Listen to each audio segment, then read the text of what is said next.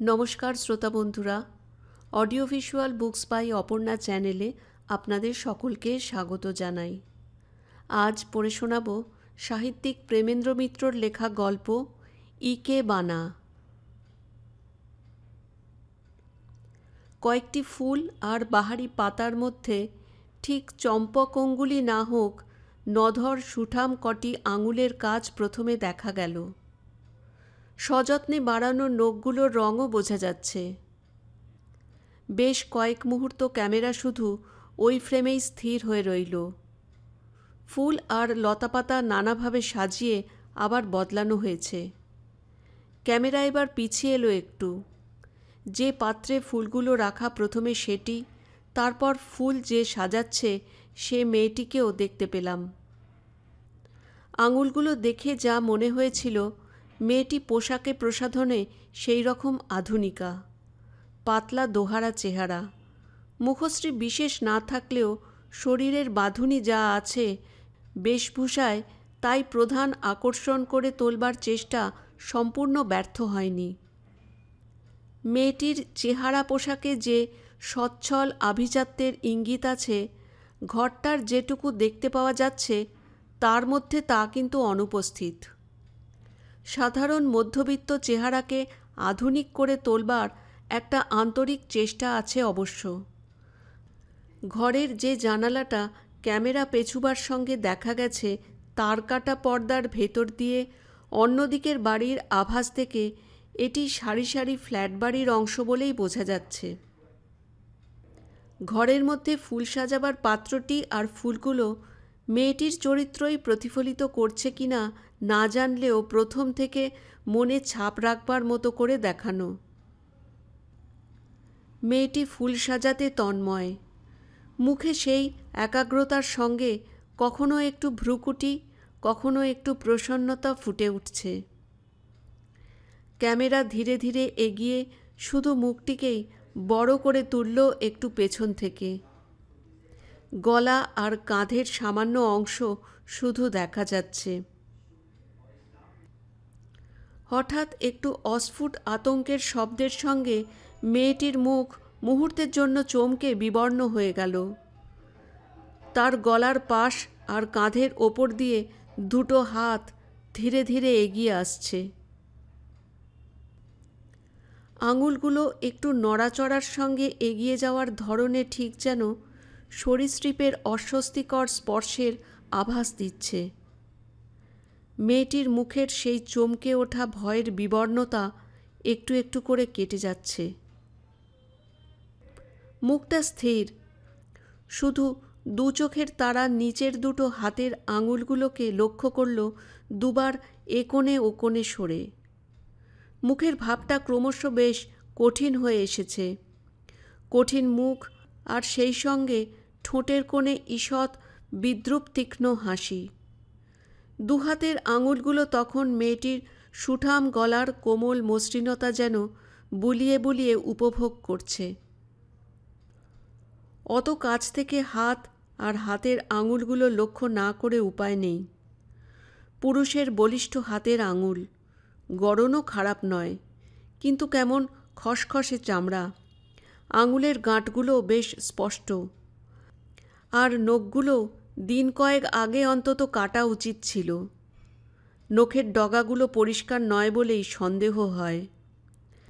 ডান হাতের বুড়ো আঙুল আর তর্জনীটাই ভালো করে চোখে পড়ছে, সেখানে স্পষ্ট ধূমপানের তামাকের ছোপ। মেয়েটির কঠিন মুখ থেকে বিদ্রূপের হাসিটা মুছে গেল এবার। নিজের ডান হাতটা তুলে সে তার গলার ওপর বুলোনো আঙুলগুলো সরাতে চেষ্টা করলে, পারলে না। আঙুলগুলো আরও নিবিড়ভাবে তার গলাটা যেন জড়াতে চাইছে। মেয়েটির চোখে একটা ক্রুদ্ধ ঝিলিক দেখা দিল এক মুহূর্তের জন্যে। উপদ্রবের আঙুলগুলো সরাবার চেষ্টা আর না করে বললে, হাত সরাও। চোখের দৃষ্টিতে জ্বালা, কিন্তু গলার স্বর শান্ত, দৃঢ়, অনুচ্চ। হাত সরল না তবু। তার বদলে শুধু একটু হাসি শোনা গেল, কৌতুকের চাপা হাসি। সেই হাসির সুরে মেলানো একটু চিমটি দেওয়া কথা। তারপর সরাতে ইচ্ছে করছে না যে। খুব খারাপ লাগছে কি? মেয়েটি দাঁতে দাঁত চেপে বললে, এতখানি সাহস তোমার হবে ভাবিনি। ভাবনি? সেই ঈষৎ কর্কশ কৌতুক মেশানো গলা শোনা গেল। স্ত্রীর কাছে স্বামীর কি সাহসের দরকার হয়? মেয়েটি এক ঝটকায় ফিরে দাঁড়ালো। ক্যামেরাও সেই সঙ্গে পিছিয়ে গেল খানিকটা। মেয়েটি আর পুরুষটিকে এক ফ্রেমে ধরবার জন্য ঠিক যতটা দরকার। স্বামী? তুমি স্বামিত্বের দাবি করো? মেয়েটির চোখের দৃষ্টি আর কণ্ঠ দিয়ে আগুনের হলকা বার হচ্ছে। জানো, এই মুহূর্তে আমি চিৎকার করতে পারি। নিশ্চয়ই পারো। পুরুষটির গলায় ও মুখের ভাবে এবার কৌতুকের সঙ্গে একটা উদ্ধত তাচ্ছিল্য। তাতে কি হবে নীল? তোমার সব পাড়াপড়শিরা ছুটে এসে তোমায় রক্ষা করবে আমায় উত্তম মধ্যম দিয়ে? তোমার এই ফ্ল্যাট বাড়িটার উইঠিবিতে সেরকম পরের দায় ঘাড়ে নেবার মানুষ আছে বলে তো মনে হয় না। চেঁচিয়ে তুমি গলা চিরে ফেললেও পুলিশের হাঙ্গামায় জড়াতে হবে ভয় কেউ দরজা খুলে সাড়াও দেবে না। আর ধরো তোমার এই ফ্ল্যাট বাড়ির কবুতর মহলে কেউ কেউ সত্যি ছুটে এলো বিপন্ন নারীকে উদ্ধার করতে, কি বলবে তুমি তাদের? একটা পাষণ্ড তোমার ঘরে ঢুকেছে পাশবিক অত্যাচার করতে, পারবে সে কথা বলতে? পুরুষটি কথা বলতে শুরু করার পর থেকেই ধীরে ধীরে প্রায় যেন আমাদের অজান্তে ক্যামেরা এগিয়ে গিয়ে মেয়েটিকে ফ্রেম থেকে বাদ দিয়ে দাঁড়িয়েছে। পুরুষটিকে ভালো করে এবার লক্ষ্য করতে হবেই। বছর ৩৫ বয়স হবে। চেহারা খারাপ নয়। এককালে পুরুষালী একটা স্ত্রী সৌষ্ঠব নিশ্চয়ই ছিল বলিষ্ঠ ও কিছুটা ধারালো মুখ চোখের ছাঁদে। কিন্তু চেহারা, পোশাক সব কিছুর ওপর উদ্দাম উচ্ছৃঙ্খল জীবনের একটা ছাপ পড়ে সে স্ত্রী সৌষ্ঠব প্রায় মুছে গেছে এখন। গায়ের যে শার্টটাই শুধু এখন পর্যন্ত দেখা গেছে তা ধোপদস্ত তো নয়ই, ঘাড়ের কলারের কাছটায় বেশ রোয়া ওঠা। মুখে একদিনের না কামানো দাড়িগোফের ছায়া। দৃষ্টি উজ্জ্বল হলেও চোখ বেশ কোঠরে ঢোকা আর তার তলায় কালি। মুখের হাসিতে, চোখে আর চেহারায় একটা বুদ্ধিদীপ্ত কৌতুকের আভা যা লাগে তা অপ্রীতিকর নয়, কিন্তু সেই সঙ্গে দাঁতের পাটিতে যে সুস্থ উজ্জ্বলতার অভাব তাও লক্ষ্য না করে পারা যায় না। পুরুষটির কথা শেষে ক্যামেরা তাকে ছেড়ে এতক্ষণের একটানা ছবির ধারা কেটে দিয়ে নীল বলে যাকে সম্বোধন করা হয়েছে শুধু সেই মেয়েটির ওপর নিবদ্ধ হলো। কি বলবে তুমি তাদের? একটা পাষণ্ড তোমার ঘরে ঢুকেছে পাশবিক অত্যাচার করতে, পারবে সে কথা বলতে? কথাগুলি নীলের ছবির ওপর শোনা যাবার সঙ্গে তার মুখের ভাবান্তরও লক্ষ্য করা গেল। প্রথমে একটু যেন বিব্রত অস্থির ভাবে, তারপর স্থির কঠিন। ওসব কথা বলবার দরকার হবে না, গম্ভীর গলায় বললে নীল। বিনা অনুমতিতে সম্পর্কহীন কোনো পুরুষের পক্ষে কোনো মেয়ের ঘরে ঢোকাই অপরাধ, বিশেষ করে মেয়েটি যেখানে অভিযোগ করছে। হ্যাঁ, পুরুষটি মুখে একটা ধূর্ত হাসি ফুটিয়ে স্বীকার করল। সত্যি যদি কেউ তোমার আর্তনাদে ছুটে আসে তাহলে তোমার নালিশের পর আমার জবানবন্দির জন্যে আর অপেক্ষা করবে না, সরাসরি আমার শ্রাদ্ধ করতে চাইবে। কিন্তু চাওয়াটাই তো সব নয়। আমার এ চেহারাটা খুব ভদ্রলোক ভালো মানুষের নয়। চোখ রাঙিয়ে রুখে দাঁড়াবার ভঙ্গি করলে একটু ধমকে যেতে হবে। সেই সুযোগে আমি যদি বলি যে আমি শ্রী অনুপম চক্রবর্তী হলাম তোমার পরিত্যক্ত স্বামী, যার ঘর থেকে তুমি পালিয়ে এসে এখানে লুকিয়ে ঘর বেঁধেছ, আর যে এতদিন বাদে তোমার খোঁজ পেয়ে তোমায় ফিরিয়ে নিয়ে যেতে এসেছে, তাহলে ব্যাপারটা একটু গোলমেলে হয়ে উঠতে পারে নাকি? নীলের কথা শেষ হবার পরেই তাকে ছেড়ে আমরা শ্রী অনুপম চক্রবর্তীকে দেখছিলাম। প্রথমে তার কোমর পর্যন্ত ছবিই দেখা গেছে। তারপর সেই ফ্রেমেই সে কথা বলতে বলতে সরে গিয়ে ঘরের এ পর্যন্ত না দেখা অংশের একটি সেটিতে গিয়ে আলস্যভাবে গা এলিয়ে দেওয়ায় তার সমস্ত শরীরটাই দেখতে পাচ্ছি। ক্যামেরা তার চলাফেরার সঙ্গেই ঘোরানো হয়েছে। মাঝে শুধু একটিবার কয়েক মুহূর্তের জন্যে আমরা নীলকে দেখেছি। মুখে অধৈর্যের ভ্রুকুটির সঙ্গে কৌতুকের হাসি নিয়ে সে যেখানে ফুল সাজাচ্ছিল সেখানেই একটি দেওয়ালে ঈষৎ হেলান দিয়ে অনুপমকে লক্ষ্য করছে। তোমার পরিত্যক্ত স্বামী, যার ঘর থেকে তুমি পালিয়ে এসে এখানে লুকিয়ে ঘর বেঁধেছ, এই কথাগুলো নীলের ছবির ওপর শোনা গেছে। তার মুখের ঈষৎ কৌতুকের হাসিটাও ফুটে উঠেছে, যার ঘর থেকে তুমি পালিয়ে এসে এখানে লুকিয়ে ঘর বেঁধেছ কথাগুলোর সঙ্গে। সেটিতে গা এলিয়ে দিয়ে অনুপম এক মুহূর্ত থেমে হঠাৎ গলা ও ভঙ্গি বদলে ফেলে সোজা হয়ে উঠে বসে একটু মধুরভাবে হাসল। তারপর ডান হাতের তর্জনী নেড়েই নীলকে অন্তরঙ্গভাবে ইশারায় ডেকে প্রায় গাঢ় স্বরে বললে, কিন্তু তুমিও কিছু চিৎকার করছো না, আর আমারও নিজের ওসব সাফাই গাইবার দরকার হচ্ছে না। সুতরাং এসব বাজে কথা রেখে একটু কাছাকাছি বসি এসো। এসো লক্ষ্মীটি নীল, আমার নীলিমা। শেষ কথাগুলো নীল অর্থাৎ নীলিমার মুখের ওপর। অনুপমের গলার স্বরে আর নীল আমার নীলিমা ডাকটার ধরনে যেন একটা অশুভ জাদু আছে। নীলিমা যেন নিজের অনিচ্ছাতেই একটু শিউরে উঠল। তারপর নিজেকে যেন জোর করে সামলে তুষার শীতল কঠিন গলায় বললে, না, তুমি যাও। এখনও ভালো কথাই বলছি, এখনই চলে যাও। তোমার এই অন্যায় জুলুম আমি বেশিক্ষণ সহ্য করব না। নীলিমার শেষ কথাটা আমরা অনুপমের মুখের ছবির ওপর শুনলাম। তার মুখে রাগ নয়, মিটিমিটি কৌতুকের হাসি। চমৎকার! যেন মুগ্ধ প্রশংসার দৃষ্টিতে নীলিমার দিকে চেয়ে সে বললে, রাগলে এখনও তোমাকে কি মিষ্টি দেখায়। থামো! নীলিমার তীব্র স্বরের আদেশটা অনুপমকে প্রায় চমকে থামিয়ে দিল। অদ্ভুত একটু মুখভঙ্গি করে সে কপট বাধ্যতার ভান করে বললে, জো হুকুম। কিন্তু মাইরি, থরি, সত্যি প্রাণের কথাটাই বলছিলাম। তোমার প্রাণের কথা শোনবার সময় বা স্বাদ আমার নেই। নীলিমার ওপর ক্যামেরা নিবদ্ধ হলো।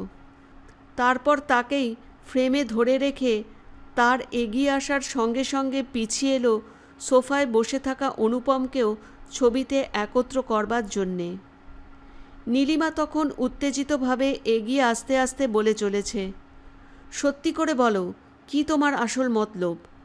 আমার এ ঠিকানা খুঁজে বের করে কেন তুমি হানা দিতে এসছো মূর্তিমান অভিশাপের মতো? কি তুমি চাও? টাকা?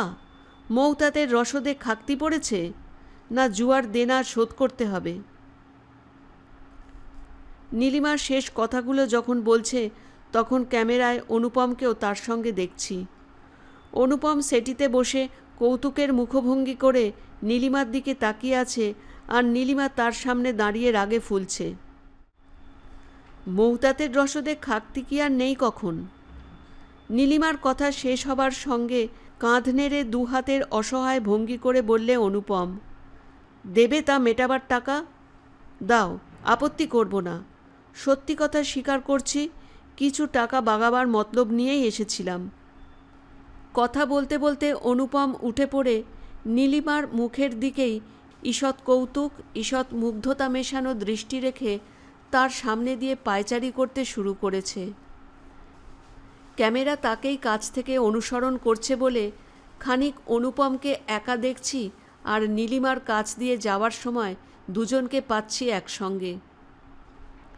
পায়চারি করতে করতে অনুপম বলে চলেছে, এমনিই এমার্জেন্সির জন্যে ঠিকানাটা আগে থাকতেই জোগাড় করা ছিল, সুতরাং খুঁজে বার করার কোনো ঝামেলা হয়নি। শুধু ভাবনা হচ্ছিল বাসায় যদি সুবিধা মতো নিরিবিলিতে না পাই। যা ভেবেছিলাম তাই পেলাম, কিন্তু সব কেমন উল্টো হয়ে গেল। খুঁজে বার করার কোনো ঝামেলা হয়নি। জানাবার পরই অনুপম নীলিমার সামনে এসে থেমে দাঁড়িয়েছে। শেষ কথাগুলো বলছে নীলিমার সামনেই। অনুপম দাঁড়িয়ে পড়বার পর আমরা তার একটু পিছন থেকে তার শেষ কথাগুলোর প্রতিক্রিয়া নীলিমার মুখে দেখছি, যে প্রতিক্রিয়া বোঝা শক্ত। নীলিমার মুখ পাথরের মতো কঠিন। চোয়াল দুটো দেখে মনে হচ্ছে সে যেন দাঁতে দাঁতে চেপে আছে, কিন্তু চোখের দৃষ্টিতে আর কোনো যন্ত্রণার আভাস। অনুপমের কথা শেষ হতেই নীলিমা শুকনো যান্ত্রিক গলায় বললে, আর কথা বাড়াবার দরকার নেই। যে জন্য এসেছ তাই নিয়ে আমায় রেহাই দাও। কথাটা বলে নীলিমা ঘুরে দাঁড়িয়ে ঘরের আরেক দিকে এগিয়ে গেল। ক্যামেরাও সঙ্গে সঙ্গে গেল পিছন থেকে হাঁটুর খাঁজটা পর্যন্ত ফ্রেম ধরে রেখে। নীলিমার হাঁটাটা যে সুন্দর, দেহের সুঠাম দোলায় তা স্পষ্ট হয়ে উঠল। কয়েক সেকেন্ডের জন্য নীলিমাকে ছেড়ে অনুপমের মুখটা বড় করে এবার দেখলাম।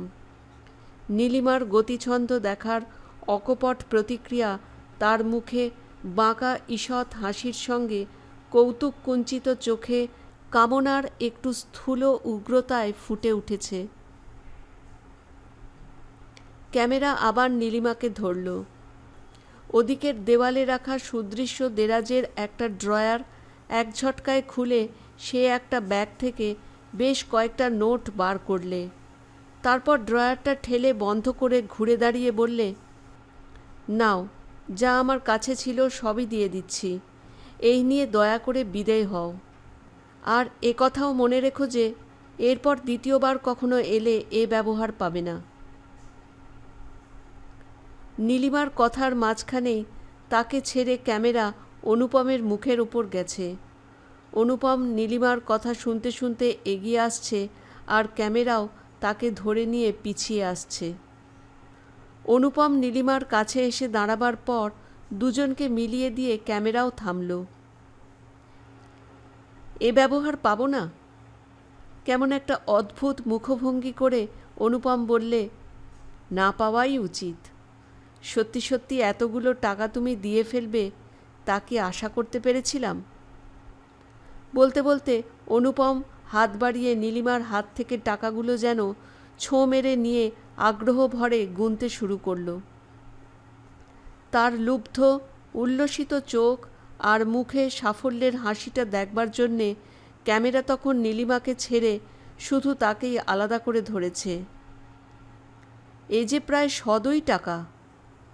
গোনা শেষ করে মুখ তুলে একটু বিস্ময়ের দৃষ্টিতে নীলিমার দিকে তাকিয়ে অনুপম বললে, এতগুলো টাকা একসঙ্গে আমায় দিয়ে দিচ্ছ? আমায় বিদেয় করবার তাড়াতেই দিচ্ছ জানি, কিন্তু টাকাগুলো এক কথায় বার করে দেবার ক্ষমতা তো তোমার হয়েছে। তার মানে অবস্থা তোমার এখন বেশ সচ্ছল। অবশ্য এ ঠিকানায় এসে তোমার বাসায় ঢুকেই তা বোঝা যায়। কথা বলতে বলতে অনুপম ঘরটা ঘুরে দেখবার জন্যেই পা চালাতে শুরু করেছে। ক্যামেরা একটু পিছিয়ে গিয়ে তার এই ঘোরাফেরাটাই অনুসরণ করছে। এমন কিছু আহামরি হয়তো নয়। অনুপম ঘুরে ঘুরে দেখতে কতকটা নিজের মনে বলে চলেছে, কিন্তু পরিচ্ছন্ন, পরিপাটি, তোমার নিজের রুচির ছাপটাই এ ঘরে দেবার চেষ্টা করেছ। এমনই ঘর সংসার, এই জীবন তুমি চেয়েছিলে। রুচি প্রবৃত্তি তোমার একটু দোআঁশলা, আমার সঙ্গে মেলে না। তা হোক, তার মধ্যে অন্তত ভান নেই, আগেও ছিল না। থাক, যথেষ্ট হয়েছে। নেপথ্যে নীলিমার তিক্ত স্বরে বলা কথাটায় একটু চমকে অনুপম ফিরে দাঁড়ালো।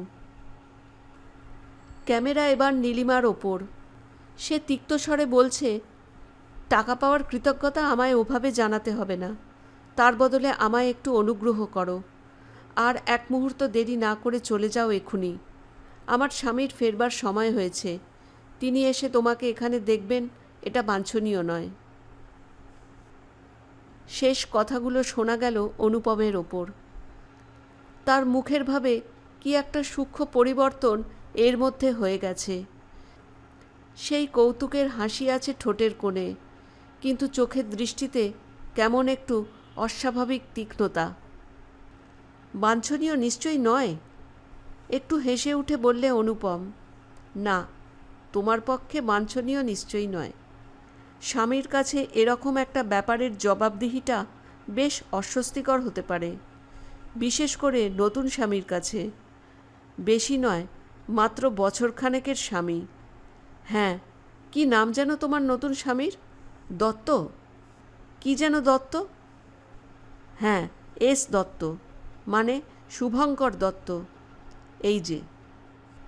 কথা বলতে বলতে অনুপম আবার দেওয়ালের পাশে পাশে ধীরে ধীরে চলতে শুরু করেছিল।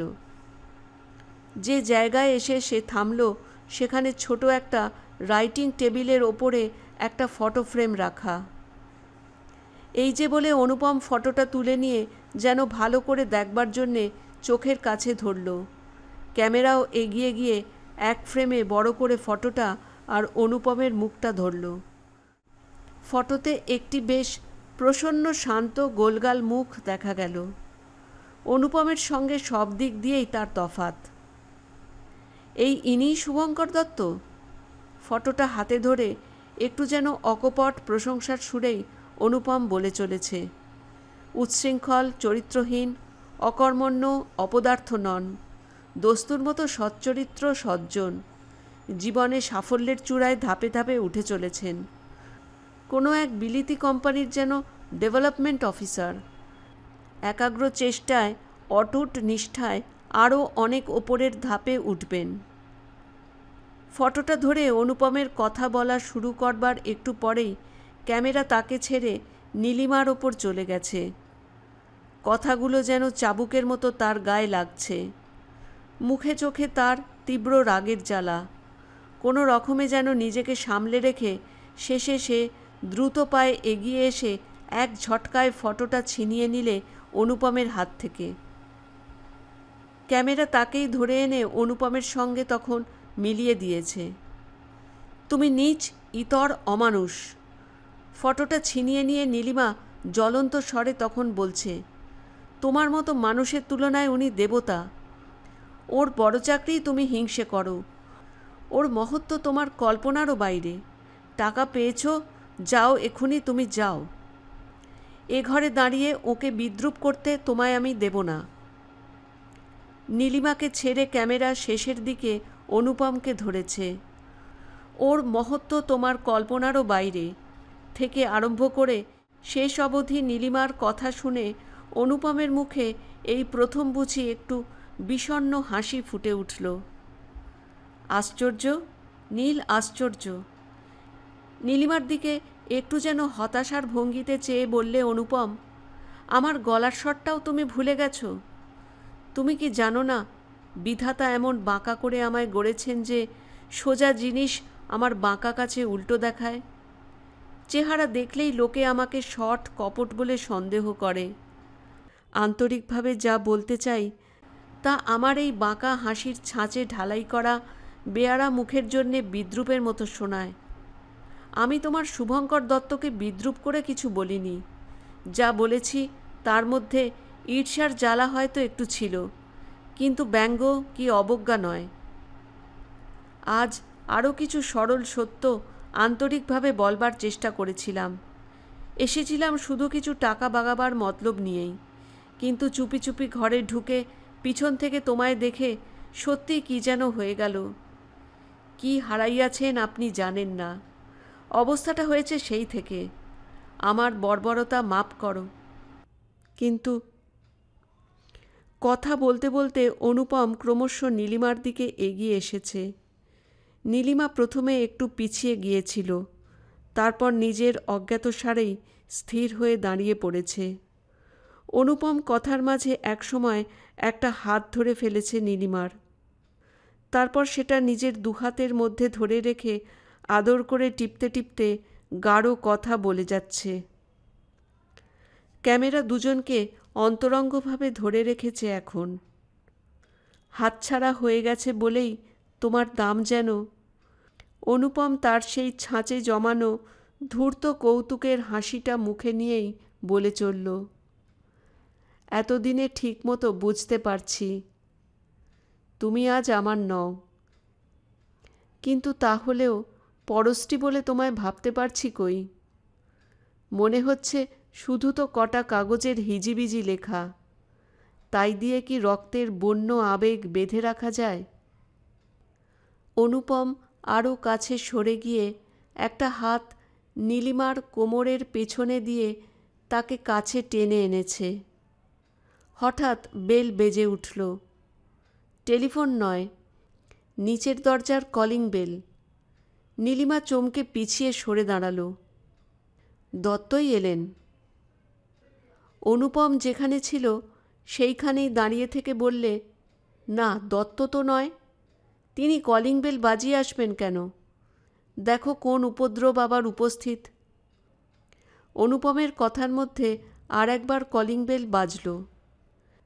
নীলিমা নীরবে অদ্ভুত এক দৃষ্টিতে অনুপমের দিকে এতক্ষণ চেয়েছিল।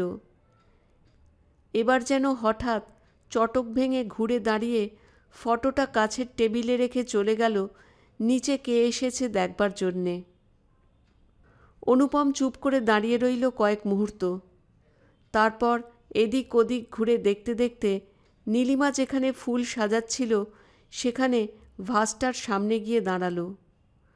বেশ একটু মনোযোগ দিয়ে দেখল সাজানো ফুলগুলো। তারপর এদিক ওদিক চেয়ে ঘরের এক কোণে আর একটা পেতলের বড় ফ্লাওয়ার ভাসের কাছে গিয়ে দাঁড়ালো। সেখানে একটা আধ শুকনো ফুলের তোড়া। তার ভেতর থেকে শুকনো লম্বা কাঁটা ওঠা কটা কাঠি টানতে দেখিয়েই ক্যামেরা তাকে ছেড়ে দিল। ক্যামেরা এবার নিচে সিঁড়ির তলার ল্যান্ডিংয়ে। নীলিমার টেলিগ্রাফ পিয়নের খাতায় সই করে টেলিগ্রাম নিলে। তারপর সিঁড়ি দিয়ে উঠতে গিয়েও থেমে পড়ে খুলে ফেললে টেলিগ্রামটা। টেলিগ্রামটা আমরাও দেখতে পেলাম। ইংরেজিতে যা লেখা তার মর্মার্থ হল, আটকে পড়েছি, কাল পৌঁছব, দত্ত। টেলিগ্রামটা পড়ার পর হাতে নিয়ে বেশ কয়েক মুহূর্ত স্থির হয়ে দাঁড়িয়ে রইল নীলিমা। ক্যামেরা তার শুধু মুখটাকেই দেখছে। সে মুখে যেন একটা গাঢ় আচ্ছন্নতা। নীলিমা তারপর সিঁড়ি দিয়ে উঠে গেল। ওপরে ঘরে ঢোকবার সময় তাকে সামনে থেকে দেখলাম। সে ঘরে ঢুকে প্রথমে একটু অবাক হয়ে এদিক ওদিক চাইল। তারপর দূরে যেন অনুপমকে দেখতে পেয়ে সবিস্ময়ে বললে, ও কি, ওখানে কি করছো? ক্যামেরা চলে গেল অনুপমের ওপর। সেও যেন একটু চমকে তাড়াতাড়ি দাঁড়িয়ে উঠে একটু হেসে বললে, না, কিছু না। ক্যামেরায় শুধু অনুপমেরই পুরো চেহারাটা দেখা যাচ্ছিল। নীলিমা এসে সেখানে দাঁড়াবার সঙ্গে সঙ্গে ক্যামেরা একটু পিছিয়ে তাকে জায়গা দিলে। কি করছিলে কি? বলে নীলিমা নিচের দিকে চেয়ে ভ্রুকুটি করলে। নিচের সাজানো ফুলের পাত্রটা অবশ্য ফ্রেমে নেই। বললাম তো কিছু না। অনুপম তার মনোযোগটা অন্যদিকে ফিরিয়ে জিজ্ঞাসা করলে, কে এসেছিল কে? জিজ্ঞাসার সঙ্গে সঙ্গে নীলিমার হাতের টেলিগ্রামটা দেখতে পেয়ে ছিনিয়ে নিল অনুপম। আচমকা টান পড়ায় নীলিমা বাধা দিতে পারেনি। অনুপমকে টেলিগ্রামের ভাঁজ খুলে পড়তে দেখে সে এবার তীব্র প্রতিবাদই জানালো, টেলিগ্রাম পড়ছো কেন? দাও। অনুপমের টেলিগ্রাম পড়া তখন শেষ হয়ে গেছে। সেটা নীলিমার হাতে ফিরিয়ে দিয়ে হেসে বললে, চিঠি তো নয়, টেলিগ্রাম পড়তে দোষ কি? একটু থেমে আবার বললে, চিঠি হলেও অবশ্য পড়তে আপত্তি করতাম না। নীচ ইতর কি বলবে বলো এবার? সেসব কিছুই বলবো না। নীলিমা শান্ত স্বরে বললে, এবার তুমি যাও। যেতে বলছো? নীলিমার দিকে চেয়ে অদ্ভুতভাবে হাসল অনুপম। আর যাবার কি দরকার আছে? রাস্তা তো আমাদের পরিষ্কার। আজকের রাতের মতো কোনো ভাবনা নেই। কি মহাপ্রলয় হয় পৃথিবীতে যদি থেকে যাই? কোনো উত্তর দিল না নীলিমা। তীব্র দুর্বোধ্য দৃষ্টিতে শুধু চেয়ে রইল অনুপমের দিকে। অনেকক্ষণ নীরবে সে দৃষ্টির সঙ্গে পাল্লা দেবার চেষ্টা করে যেন হেরে গিয়ে বেশ একটু সশব্দে হেসে উঠে অনুপম বললে, না, পকেটের এই টাকাগুলো ওড়বার জন্যে ছটফট করছে। যেতেই হয় সুতরাং। শুধু ওইটুকু বলেই চলে যেতে যেতে খানিক দাঁড়িয়ে ফিরে দাঁড়ালো অনুপম। ক্যামেরা তাকেই অনুসরণ করে গেছে সেখানে। দরজা টরজা কিন্তু ভালো করে বন্ধ করে রেখো নীল। এখনই যেন নেশায় গলাটা জড়িয়েছে বলে ভান করে অনুপম বললে, নেশা তেমন চাপলে হয়তো এখানে হানা দিতে আসতেও পারি। কথাটা বলেই আর এক মুহূর্ত দাঁড়ালো না অনুপম। যেন মিলিটারি কায়দায় ফিরে দাঁড়িয়ে গটগট করে বেরিয়ে গেল ঘর থেকে। ওই পর্যন্ত দেখেই ক্যামেরা ফিরল নীলিমার মুখের ওপর। স্তব্ধ হয়ে সে দাঁড়িয়ে আছে। বেশ কিছুক্ষণ অমনি নিস্পন্দ হয়ে সে দাঁড়িয়ে রইল। তারপর ফিরল তার সেই সাজানো ফুলের পাত্রের দিকে। সেদিকে তাকাবার সঙ্গে তার চোখের বিস্ময় স্পষ্ট হয়ে উঠল। সে নিচু হয়ে বসবার পর তার পেছন থেকে ক্যামেরায় বিস্ময়ের কারণটা বুঝলাম। ফুলগুলো এখন নতুনভাবে সাজানো। নীলিমা যখন নিচে টেলিগ্রামটা নিতে গিয়েছিল তখন অনুপমই সাজিয়েছে। সাজানো বলতে কিছু নয়, বাহারি ফুল পাতার মধ্যে 3টে শুকনো কাঁটা ওঠা মরা কাঠি আঁকাবাঁকা ভাবে পোতা। সব মিলে অদ্ভুত একটা চেহারা কিন্তু তাতে হয়েছে। গল্প ইকেবানা এখানেই শেষ হলো। ভালো লাগলে লাইক করবেন, কমেন্টস করে জানাবেন গল্পটা কেমন লাগলো, শেয়ার করবেন বন্ধুদের সঙ্গে, আর সাবস্ক্রাইব করতে ভুলবেন না। ধন্যবাদ।